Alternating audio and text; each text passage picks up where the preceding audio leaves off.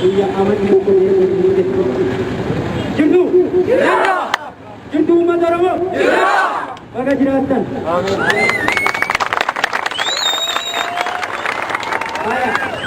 Waan xiqqootee waliin galle amantiin tokko guyyaa wareegama jaallan dhufaniiti waan ta'eef yaadannoo isaanii gochuuf waan kaaneef walla geeffanna sagalee balleessaa abbo sagalee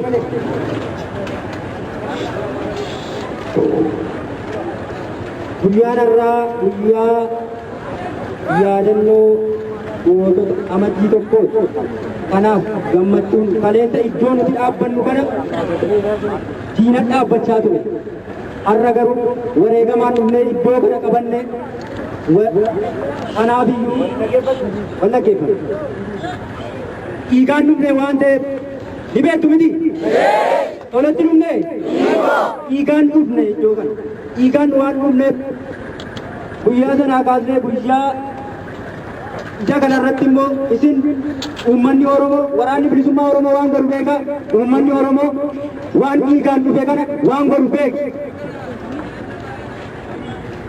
Nuti waan goonu waraanni beeka. Uummanni Oromoo immoo waan gootu beeka.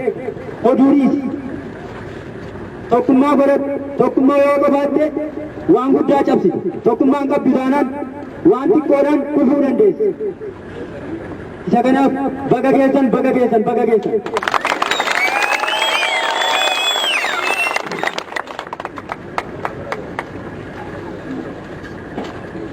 Jirtu uummata